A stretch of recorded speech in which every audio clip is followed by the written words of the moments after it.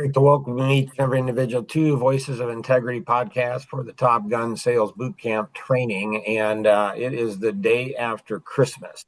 And so it was fascinating to do Christmas. It's the first Christmas, I think, in 61 years that, that I asked my wife, hey, is there anything that you want? Is there any responsibilities I have to her, to the kids or grandkids, or is there anything you want to do or anything at all? And she says, nope, the whole day is yours. You can do whatever you want to do. And man, did I get a lot of work done. Holy cow. Wow. So one of the things I got started on was shoring up the area for servicing. So when you look at that,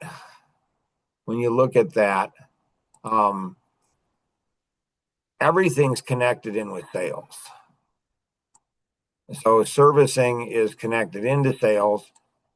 And so depending on what your role is and stuff, I remember back when I was, 23 to 27, salesperson, 100%. And then I became marketing manager and then vice president of sales. And I remember spending a year and a half building a training system for salespeople. And man, we had a machine. Holy cow. We brought in people, no experience in sales, no experience in the mortgage industry. It was a lot of hard work. That's why training and developing people, I would recommend you guys all learn how to do that. How do you recruit, train, and develop people?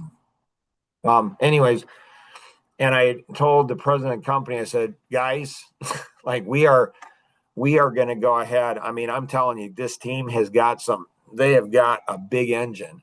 You guys need to invest into servicing. And most of the salespeople in the mortgage industry, like pilots, most of them are men, and most people in the processing are women. That's just kind of how it works. And so I told them, I said, you guys need to go ahead and shore up the servicing because my sales force is going to bury your operations.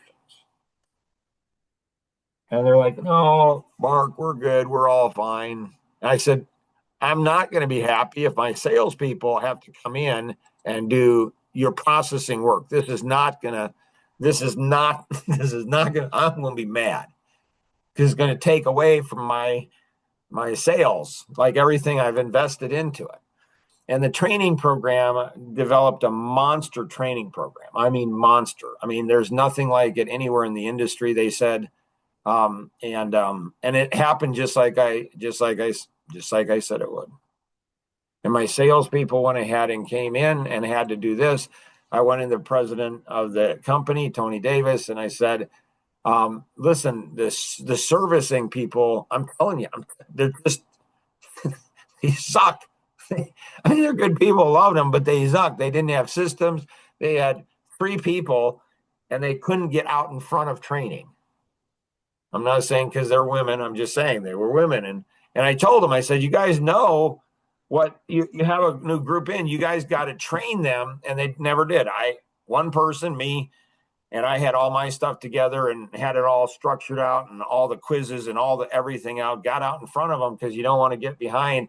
And it came out and they came in and I go and I'm complaining to the president about the vice president. He says, just a minute, Mark. He interrupts me. He says, just a minute, Mark. He goes, gets her and brings her in. I thought that was really good. So you got an issue with somebody, you talk to them. You just do. You don't talk about them. You talk to them. And it was so fascinating. I'm like, did I respond differently since she was in the room? I don't think so, but because I have social autism, but maybe, I don't know. But it was really fascinating.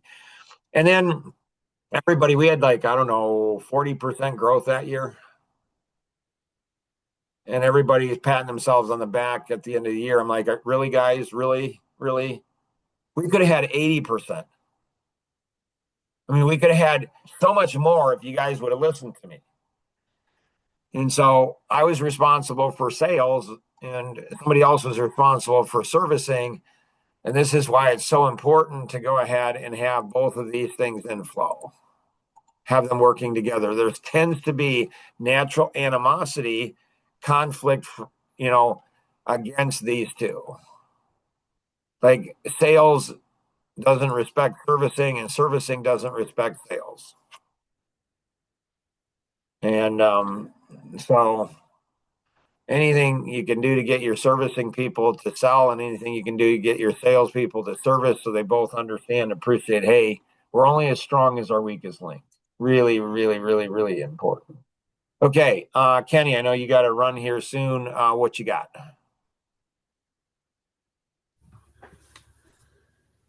I don't think that I've got anything.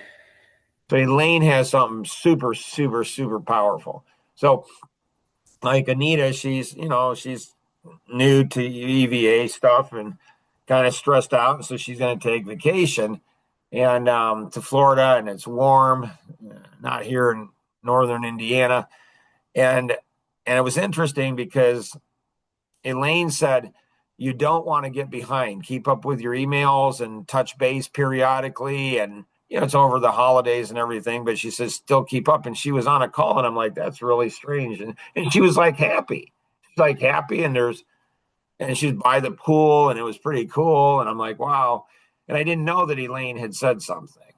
And then when I did it, I said, how did Elaine know that? She's never taken a vacation. She just doesn't take vacation. But then I remembered, oh, that's right. She did take a vacation, and she was on most everything. And so, this is where, it's kind of called the trickle principle. If you have outside pipes and they might freeze, you make it trickle so it doesn't freeze because it's moving water. So this is why you do a little bit of work on Friday, you do a little bit of work on or Saturday, a little bit of work on Sunday, a little bit of work on holidays. And it's amazing how much that can produce. Like Becky went ahead and made 31 phone calls or 30 plus phone calls, more than 30 phone calls on Christmas. So can't wait to go ahead and get, feedback from her on what made her do that. Like, why did she do that? How did she do it? What's the results of it? And so subconsciously, she's not going to want to see success on that. Why Why is is that? that? Because she doesn't want to. Now, I'm not saying Becky, because Becky's a different bird, so she might. But most people, they don't love what they do. So I've learned how to love what I do. My mom says you'll be working the rest of, probably 16. I was probably complaining about working or something and at home. And she says, Mark, you're going to be working the rest of your life. Now I don't have to work, but I still work. I work harder than people who have to work, which is fascinating to me. And so I've learned how to love what I do. So it's not really work, like in Ford versus Ferrari. And he says, my daddy said, a man that loves what he does is luckiest man in the world because he'll never have to work a day in his life. And so how do you love what you do? And so over the holidays, that's when I get really, to me, because I can see into the future, I can see how this servicing is going to go. This new servicing system is going to, so I built a sales system, building some of those. Now I'm building the servicing system. I can see how those are going to help servicing to do more servicing, which gives more bandwidth in the pipe, which means more profitability, which means everybody's going to make more money. Everybody's going to make more money because of my effort and sacrifice in working Christmas. I don't know. I think I put in 18 hours or something of work on Christmas, and it was fine. And Rosanna, at the end of the day, she said, did you have a good Christmas? I did. And like I do. Yeah. Yeah. It was awesome because it's not work. It's just not. Anything else? Anybody else have for Kenny? Okay, Nora, what you got? Okay, so with obviously having a young kid, Oh, sorry, real quick. Sorry to interrupt. So Kenny and Luke, I was thinking, you guys are, looking at New Year, and should you guys have the same plan or different plan? I don't even know if I got an email out to both of you. I was thinking you should both be on the same plan. and work the plan together.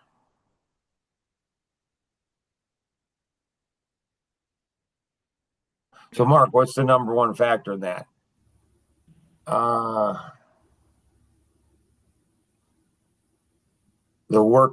mental work ethic or lack thereof.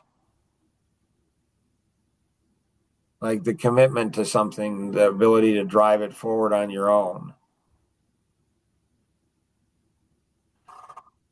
And so I'm not saying you should. I'm just saying that's the first thought. I'm like, yeah, they need to both be on the same plan. I don't know, maybe they have 5 actions, 5 actions that they do together, or 10 actions they do together, 5 actions just for Kenny, 5 actions for Luke. The nice thing about Action Vision is it's very flexible. Like you can do anything you want with it. Now, Becky, I went ahead and created a plan, used Nora's as a template. And Nora emailed me yesterday and said that she really liked it because it was similar but different. And so, but women tend to be more communicative than men do. So they'll compare plans and they'll say, hey, look at this and this and this, and they'll coordinate things. So I don't know if you guys have made a decision on that, if you're going to have same or separate, but it's going to take more work for each of you if you have separate plans, which is fine as long as you're both willing to do the work. So anyways. That makes sense. Yeah. Nora, sorry, go ahead. No, so it's like having a small child and like the holidays and being in sales and all that stuff. Like, how do you? The thing that's hardest for you is you're a woman, and my heart goes out to women because my wife, I mean, we got, 6 kids she's buying presents for, and then there's 10 grandkids. We have Christmas here on Christmas Eve, and all the kids and all the presents. I didn't do any of that. A woman, my heart just goes out for her. She enjoys it, but she also has the responsibility of it. And so, do you enjoy all of that kind of stuff, like getting presents and all of the responsibilities that go along with the holidays and stuff? I do, yeah. Okay. So if you enjoy it, then it's okay. Todd Duncan, he's was in the mortgage industry, then became a professional speaker. He said he has how most people have a to-do list. He has a to-do not to-do list. And one of the things in his not to-do list was to put gas in his car.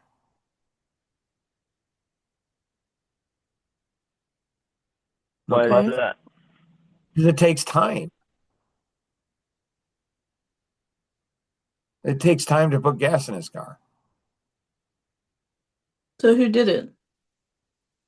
I don't know. I mean, I don't put gas in my car. I know, which is the strangest thing. Gas stations are probably one of the unsafest places. It's just strange, but that's okay. So to each his own. So yeah, my wife puts it, she puts gas and she kind of likes it actually, which is strange to me, but she enjoys it. And so,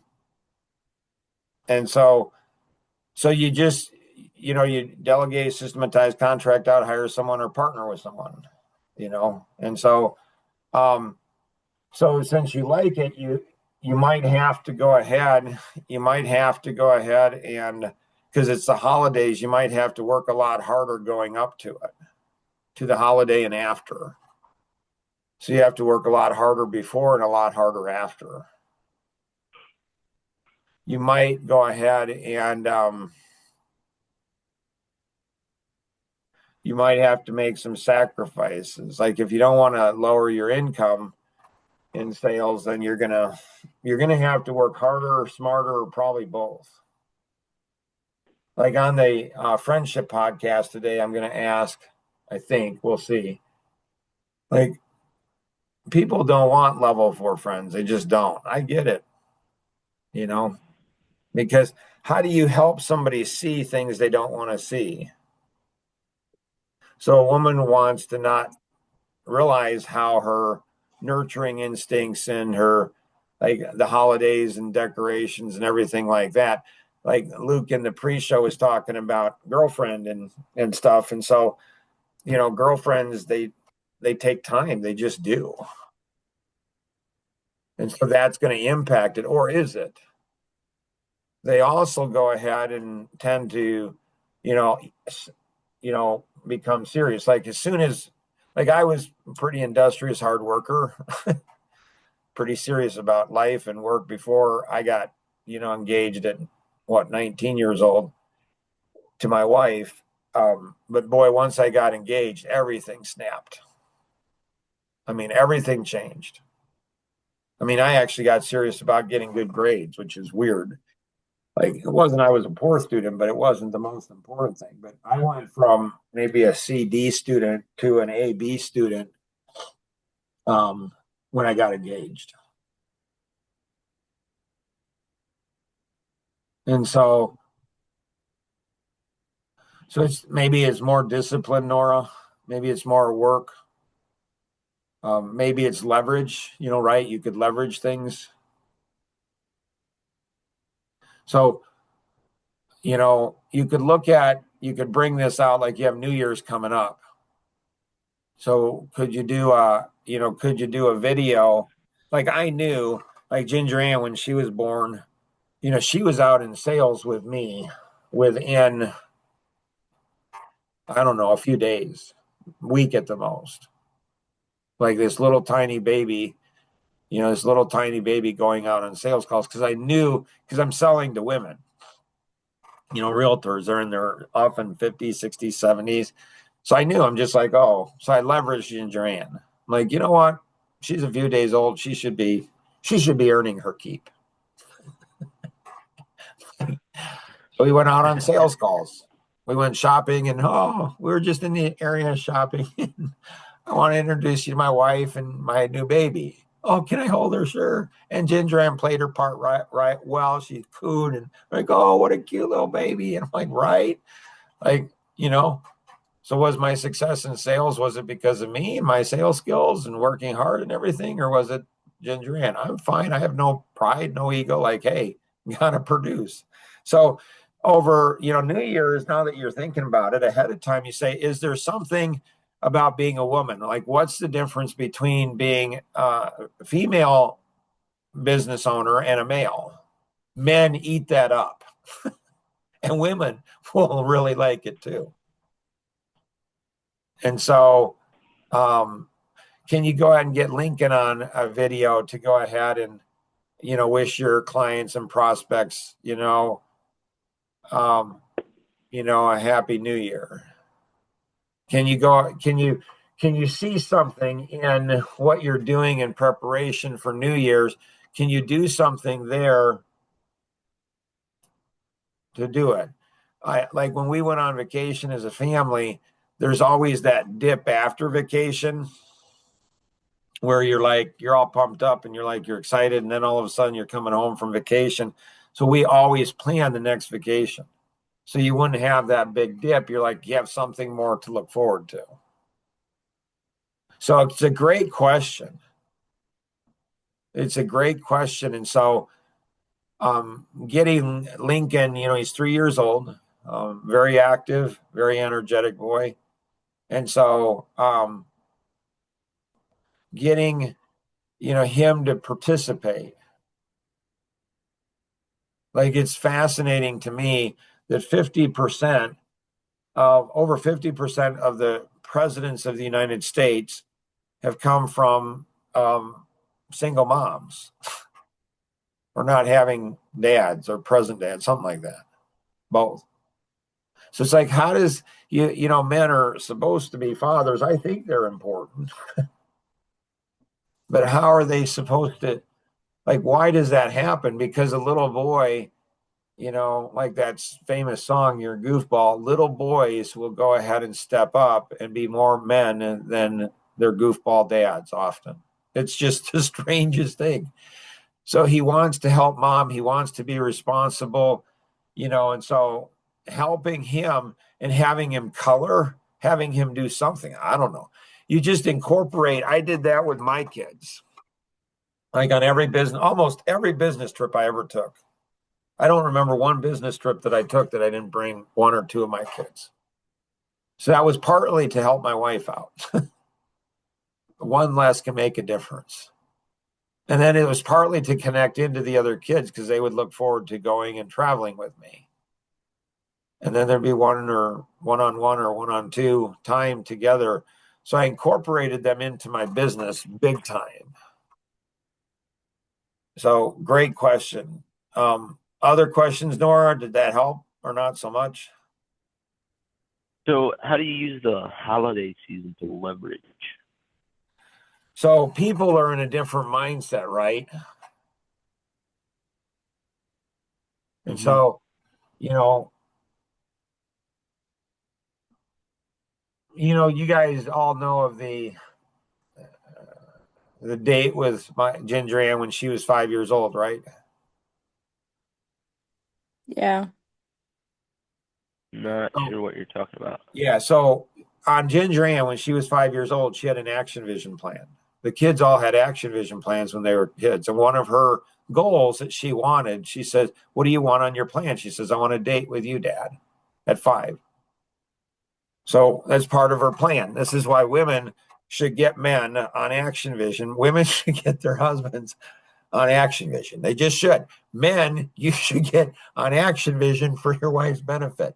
Often women don't know about this and they're like, "I don't know." Trust me, you want him on it because men want to feel like they accomplished something. And often a man, a husband, a father feels like he's a black hole. No matter, he can't give enough to his wife and he can't give enough to his kids. It's never enough. It's a black hole.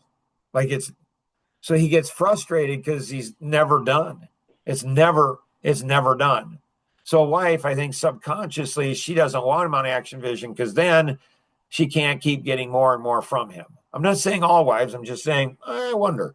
And husbands, I'm not saying all husbands, but I wonder, they don't want it because they don't want the accountability. The wife doesn't want restrictions. She wants free reign to go ahead and do anything she wants with, expect anything from her husband. And he doesn't want to be held accountable. And so, well, that doesn't work good for the wife or the husband. So you get concrete. So a man knows I've done my responsibility. That doesn't mean I stop, especially if they've been through the Top Gun. You never do the minimum, ever. It was cool that Becky did not 30. She did more than 30. She kept going. And so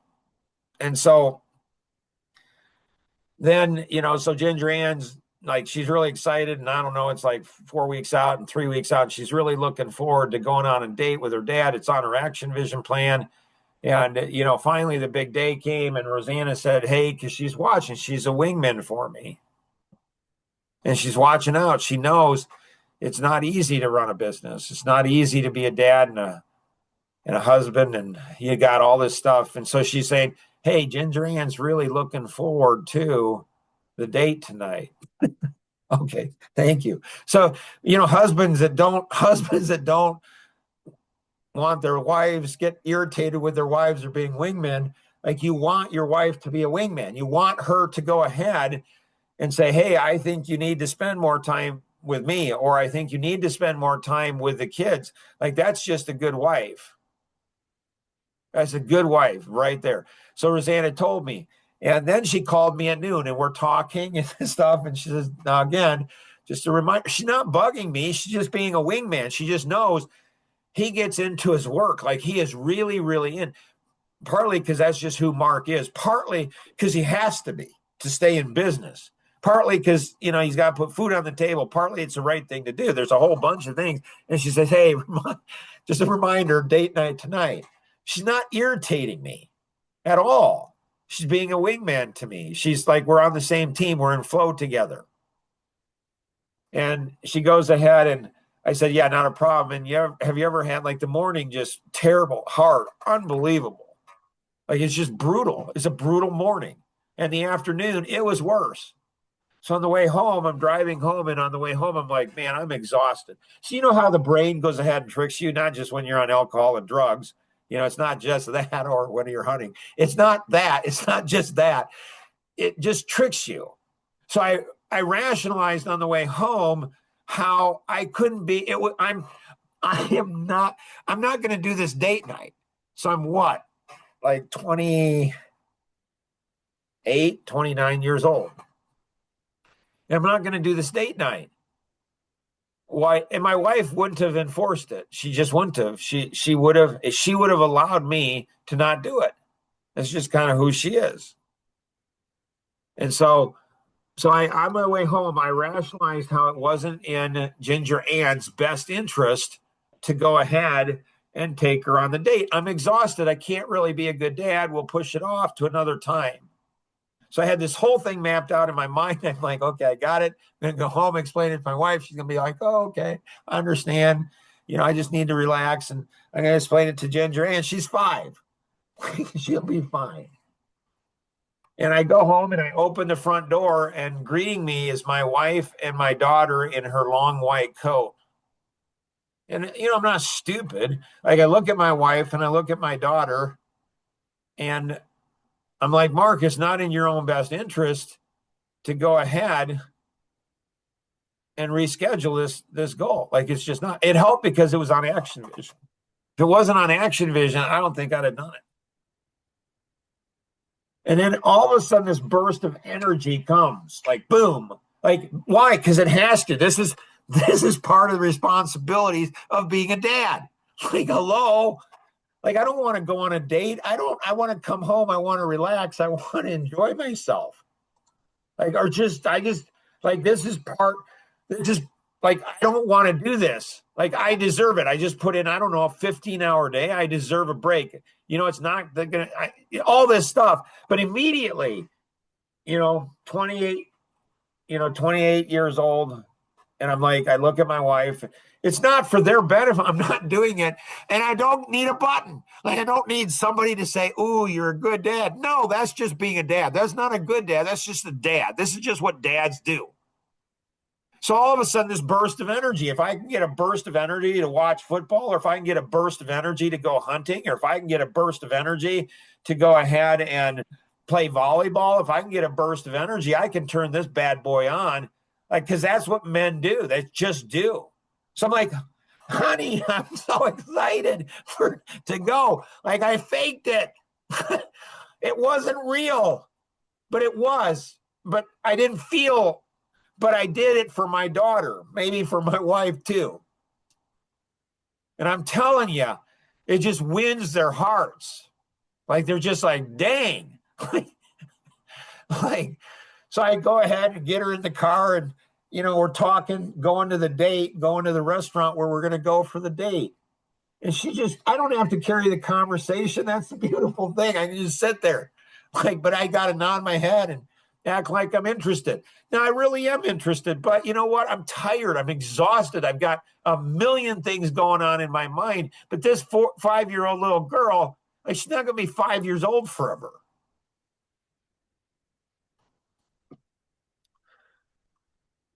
So I better enjoy the time. That's why Action Vision is so powerful. Because if she didn't have it on her plan, if she didn't take the time to go ahead and do it. And another one of my daughters now, she encourages her husband. And from what I understand, like during tax season, he took his daughter, his 3-year-old, on a date. Who does that? That's awesome. That's just good being dad. That's just being a good dad. Right there. That's good. That's good. I mean, you got to do more than that, but at least that's the start. Like, that's a good start.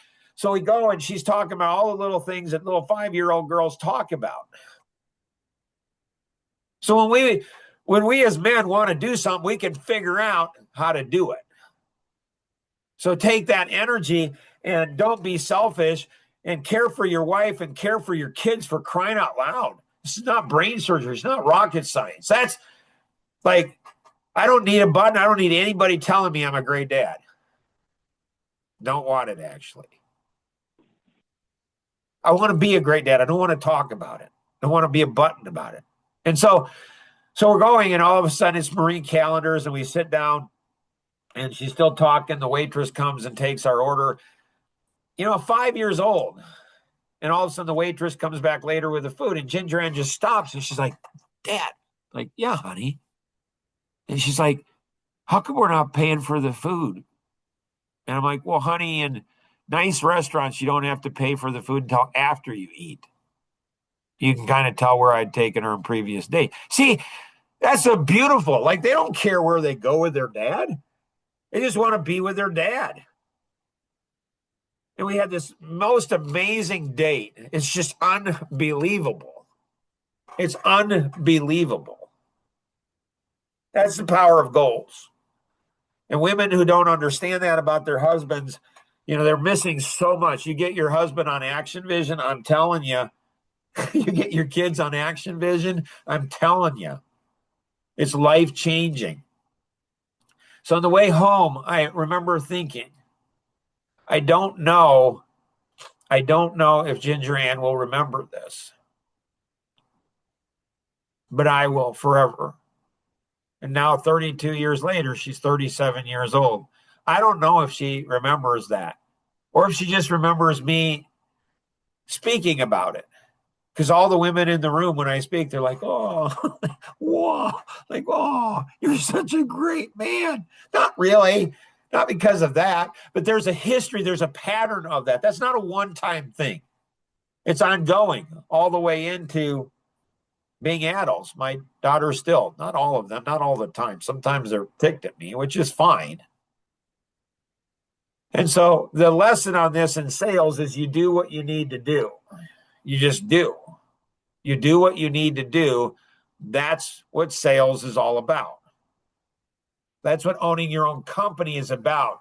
You don't do, like, that's where you gain your self-confidence. That's where you really prove yourself in being able to do that. That's what it is.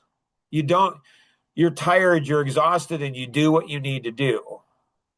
And in sales, so hopefully, this one's good. This one's, you flag this one. This is why you don't want to miss any of the Top Gun, because there's nuggets throughout all of them. Like, it's crazy. It's going back, over 30 years. It's going back and remembering, well, what did he do as a husband? What did he do as a father? Yep. Hopefully this has been helpful to everybody. Thanks.